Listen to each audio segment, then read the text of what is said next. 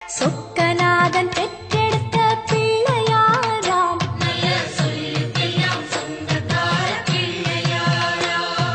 சொக்கநாதன் பெற்றெடுத்த பிள்ளையாராம்.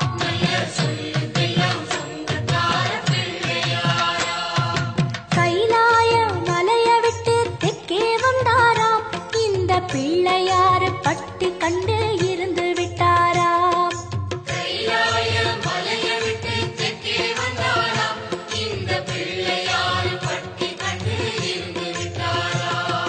கணபதியார் வந்தாரம்மா நம்ம உறவாக